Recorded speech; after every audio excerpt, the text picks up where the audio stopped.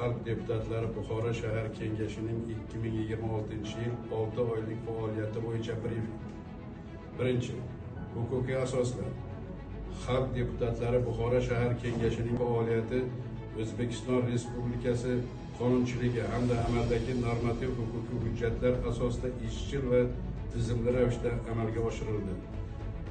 Jumladan, O'zbekiston Respublikasi Konstitutsiyasi, Saylov kodeksi, mahalliy davlat hokimiyati to'g'risidagi qonun, Xalq deputatlari kengashi deputatining maqomi to'g'risidagi qonun, Oliy Majlis qarorlari hamda kengash reglamenti asosiy huquqiy tayanch sifatida xizmat qiladi. Mazkur huquqiy asoslar kengash faoliyatining qonuniyligi, ochiqligi va samaradorligini ta'minlash bilan birga deputatlarning o'z vakolatlari doirasida aholining qonuniy manfaatlarini himoya qilish, hududiy rivojlanishiga daxldor masalalarni adolatli va asosli hal etish imkoniyatini yaratmoqda. Ikkinchidan, aholi bilan ishlash. Hisobot davrida kengash faoliyatining ustuvor yo'nalishlaridan biri aholi ochiq va bevosita muloqotni yo'lga qo'yish bo'ldi. Jami 89 ta uchrashuv o'tkazilib, unda faqat fuqarolar tomonidan ko'tarilgan dolzarb ijtimoiy, iqtisodiy va infratuzilmaviy masalalar atroflicha muhokama qilindi.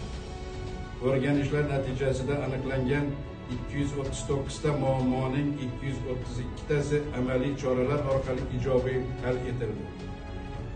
Shuningdek, kelib tushgan 31 ta murojaatning 20 tasi ijobiy yechim topdi, 11 tasi bo'yicha tegishli huquqiy izohlar berildi.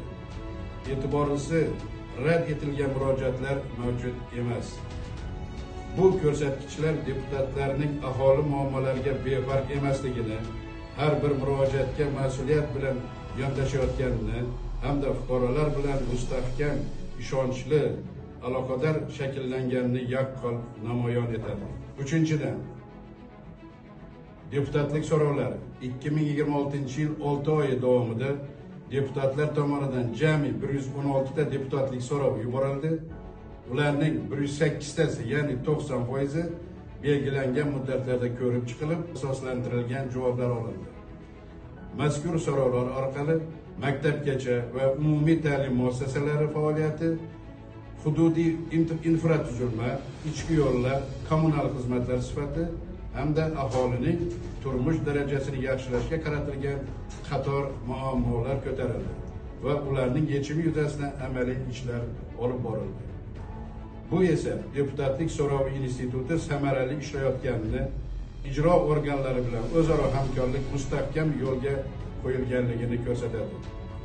To'rtinchidan, ochiqlik va ommaviy axborot vositalari bilan ishlash. Kengash faoliyati ochiqlik va shaffoflik tamoyillari asosida tashkil etildi. Hisobot davrida 9 ta sessiya ochiq tarzda o'tkazilib, ularning barchasi onlayn platformalar orqali keng jamoatchilikka yetkazildi. Jami 54 ta qaror rasmiy e'lon qilindi. Shuningdek, 3 ta muhim masala jamoatchilik muhokamasiga qo'yildi. Bu orqali fuqarolarning qarorlar qabul qilish jarayonidagi ishtiroki ta'minlandi hamda jamoatchilik nazorati mexanizmlari yanada mustahkamlandi. Ommaviy axborot vositalari va ijtimoiy tarmoqlar orqali kengash faoliyatining muntazam yoritib borilishi aholining xabardorligini oshirishga xizmat qildi. Beshinchidan, sessiyalar va ko'rib chiqilgan masalalar. Jami 9 ta sessiya o'tkazilib, ularda 54 ta masala ko'rib chiqildi.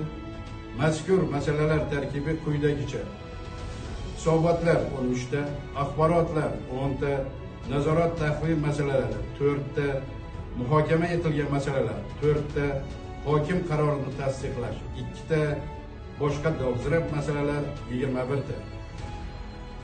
Sessiya davomida hududni ijtimoiy, iqtisodiy rivojlantirish, aholi turmush darajasini oshirish, ijro intizomini mustahkamlashga qaratilgan muhim qarorlar qabul qilindi. Xulosa, 2026-yil 6 oy davomida xalq deputatlari Buxoro shahar kengashi faoliyati qonuniylik, ochiqlik va samaradorlik tamoyillariga qat'iy amal qilgan holda olib borildi. aholi bilan samarali muloqot yo'lga qo'yildi, muammolarni joyida hal etish amaliyoti kuchaytirildi. Deputatlik nazorati tizimli ravishda amalga oshirildi.